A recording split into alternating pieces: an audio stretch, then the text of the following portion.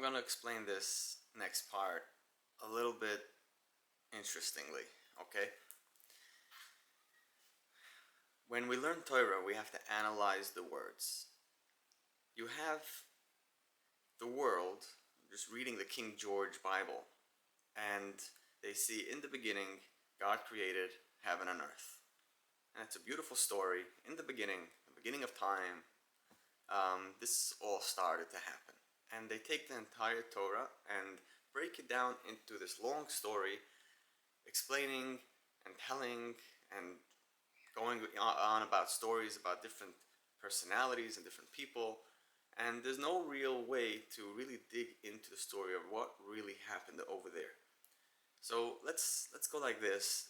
There's a word in Hebrew called the shoresh, the root, the core to anything. So let's say in English there's a word infringement. Okay, infringement. Infringement is if somebody is parks his car and it infringes onto your property. Infringement. Or someone builds into your property. Infringement. If someone infringes into your space, that's considered an infringement. But the word fringe is the shoresh. Fringe could be used as like the tzitzis, or like a fringe off a tablecloth, right? It's a fringe, or a fringe minority, a fringe group of people. Like it's a little, they just hang out a little bit. That's called a fringe. It's like a little piece out of the whole. And infringe is when you go and you take your little fringe and you infringe upon somebody else. And infringement is when, not while it's happening, a thing that is like infringement, like government, monument. Those are all things that are happening with this action. And so that's in the English language. And the English language is actually, there's very interesting places to go in the depth of how words were created, especially if you go back to Latin and Greek. It has a lot of meaning, and there's reason why the language has lasted this long and has become like the world language, because it does have meaning, and there are many ways to explain a lot of things with English. The Hebrew language has so much more, going back all the way to every letter. And not just that, Rabbi Akiva would go back to every little line on top of each letter, like the letter Beis, Dalet, Kof, Ches, Yod, Hey, right? They have this one line on top in the Sefer Torah, and Shin, Ayin, Tes, Nin, Zayin, Gimel, Tzadik, they all have three lines on top, and there's he goes into every keser and every little tag on top of the words just to explain it. So when we start with the word Bereshis, okay, the first thing that stands out is the understanding of it. Bereshis, in the beginning.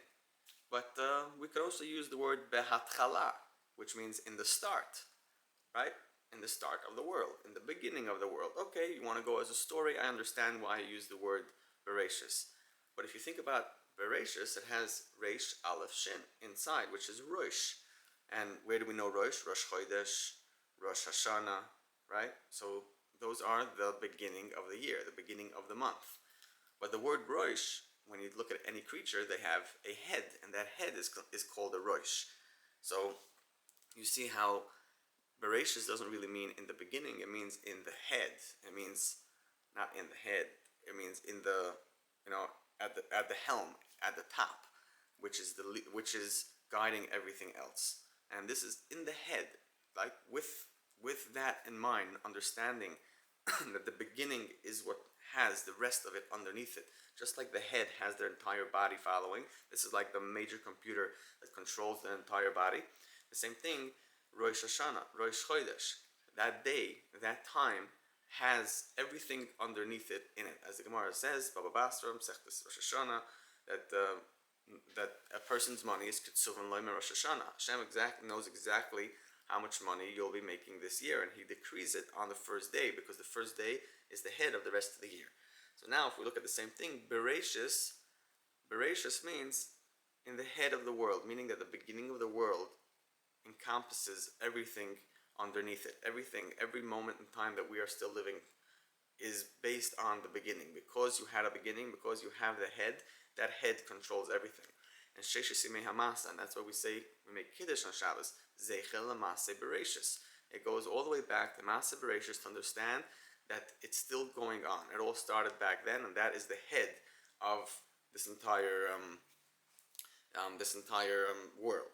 And as we see, the time Mashiach is going to come, like right now, it's called Ikvasa de Mashiach, which means the heels of Mashiach. Ikvasa de Mashiach, Ukvasa de Mashiach, right, is the heel of Mashiach, which means we went from the head, the beginning of time, and we go down all the way down to Mashiach, which is at the end of time, which is by the heel all the way down the lowest part of the body, right? Because the toes are a little bit higher. Even though they are at the end, they're a little bit higher than the heel, because the heel is where all the weight goes down. Now, what about the Prime Minister of Israel? He's considered the Rosh HaMemshalah. He's the head of the government. He's the head of this ministry, and he takes care of everything. He leads this entire nation. Anything that Rosh HaMossad, the leader of the institution. And all these, so now we see that the word Rosh doesn't necessarily have to mean the beginning. It doesn't necessarily have the true meaning of head. Rosh means a leader. It's the leading view. It's that the one on top that understands where we are heading to. Okay, so there's this video from Mark Rober, a very educational channel, especially for children. He's great. He's on YouTube. He has this experiment that he does with squirrels, and these squirrels in 300 milliseconds, which means a third of a second, or 30% of a second. Okay, no, don't get me on the math over here, but just in 300 milliseconds, as the squirrel leaps or he gets toppled off a higher area, within 300 milliseconds, he points his head at the correct location that he wants to land on. And no matter if he continues spinning, his eyes will never lose that locked target of where he wants to land. That's how squirrels work, and that's how many animals work. They have that instinct, or that intrinsic understanding of how to of self-preservation, keep themselves alive and out of harm's way. Their eyes lead their way. They look at where they have to go. They see where they want to land, and then their entire body follows them. I spoke to someone who does karate and different stuff. I spoke to him a long time ago, and he explained to me, in order to make a flip, in order to stand, make a flip, and land back on your feet.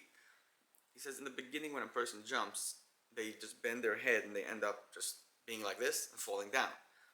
He says the trick is to allow your head to start looking upward. And once you get there, the body will follow. Wherever your eyes look, that's where your body will follow. So you see how the head doesn't have anything on its own. It needs the leadership of its innate wiring. It needs the leadership of itself, of the eyes and the other senses, to be able to guide it properly, so that way the rest of the body should be guided by it. So you have Bereshis, which means in the beginning, but it's not just in the beginning, it's in the head. It's the top of everything coming forward. But not just that, it's also the leader. You look at all that nature that was created in heaven and earth. You look at the stars and the galaxies and the planets. You look at Earth and the oceans and the continents. You look at the great mountains, the valleys and the plains, and the oceans white with foam. You look at all these things. You look at the trees. You look at the ingenuity of human beings, and you see the nature of different animals. You start looking at those things, and you start seeing that I get something more. This is Bereshis. This is how I'm supposed to look at the world. I'm supposed to lead myself in the world with this understanding, with this leadership. Okay? And now you understand Bereshis, bara Elokim, es hashamayim v'haaretz. Bereshis means with the concept, with the idea of Rosh. The idea of Rosh means that every beginning needs to have somebody who's going to be on top at the helm and say, I'm disciplined and principled to take care of this. And every beginning needs to have a person with leadership, a person that could lead and take this entire movement, or take this idea to the next level and make it into a reality. Make it physical, bring it from a thought into a physical thing. And now you see, when you learn Bereshis bara Elokim, Just over here, we're stuck for a whole bunch of minutes, and we could continue on. The word Bereshis goes much deeper. The Vilna Gaon says Bereshis is Barashis in 6 days. Barashis. Then he has Bereshis is also Shabbos, right? The Beis, Shin, and Saf, and then you have the Reish, Aleph, and Yud, and the Vilna Gaon goes into all that. Yair Shabbos, it's the light of Shabbos, and so many more. Bereshis has the entire Torah. Yesh Shishim Riboy Oisias B'Torah, right? That's Yisrael. So Bereshis B'Shvil Torah, B'Shvil Yisrael. Sorry, that was my mistake. And then you have Rashi. Everybody explains it and into deep understanding of why was the Torah written with this word in the beginning. What are we trying to learn from it? And just by opening up a Bible and saying in the beginning, there's nothing really to look at. All we understand is it's in the beginning of time. And that's when it all started. That's when the clock started ticking. So very good. So now we understand what leadership means and how important leadership is in this world. And anything that we do, if there's a little decision in you that I want to start waking up on time to go daven, I want to work harder each day to make some more money, I want to do certain things for my family. Anytime there's such an idea, it means it's in the beginning of the idea. The idea just started. That's the beginning. Now we have to understand the head. We have to focus our look. We have to focus where we're going. We have to start disciplining ourselves in order to fulfill, in order for the rest of the body to follow this idea. The idea starts over here, and now the rest of the body has to be willing to move its fingers and go about doing them. And that requires discipline. That requires a person living by principle and not being swayed by the winds of the day. That requires a person to have values in Hashem, values in truth that will lead him to make this idea not just a physical reality, but a successful reality. It should be able to work properly. It should be rooted in truth. It should be connected for a higher purpose, for a proper reason. And then we go into leadership, which is going and doing it. So we have the choice, we have the resolve, and then we have the actual action. And that action requires leadership. And there is no leader besides for Hashem. He is the manig, he is the shepherd, he is our guide, and he's our father and our king. There is no leader like him. Nothing in this world will be able to turn into reality if he doesn't want it. When he looks at the world, Hashem had a will, he had an idea to create this world, and then he went and he said, no problem, that's the beginning of the thought, Bereshis. Now let's take Bereshis to the next level. There is a Rosh. Let's put the first 7 days, Sheshis Bereshis and Shabbos, we'll put it in the top. These are going to be how I want the world to run, on this nature, and on all of these things that we know as the world. Hashem says, I'm going to create this to be the head of the world so the world could follow. I'm going to create humans in it so that they could live according to this chart, according to this lesson plan. And then I will be leading the world like a Rosh from the top down. Everybody will do exactly how I want, and my vision will be executed completely as a leader. So anytime we want to do anything, we have the idea, and then we discipline ourselves to make ourselves want to go ahead and do it. But then we have to go to the greatest leader of all, to Hashem, and daven to him. We have to pray to him and say, Hashem, I hope it's your will that this idea of mine should come into reality. I pray of you that you should help me achieve it. If it's your will, I should be able to achieve it easily. It should be successful, and I should be able to help the world with it. Because it's all up to the leadership of Hashem, to the will of Hashem, if this is what he wants of you right now. And all we have in this world is choosing and setting a resolve. And it's going to be a common thing that I'm going to be repeating, but it's important to hear. And with this, I'm going to leave you. Thank you so much. I appreciate you listening. By the way, I'm a hypnotherapist. I see clients, and you can reach out to me. I'll put a link in the description below. And you can check out my books on Amazon. And yeah, I hope you enjoyed. I'll see you next time.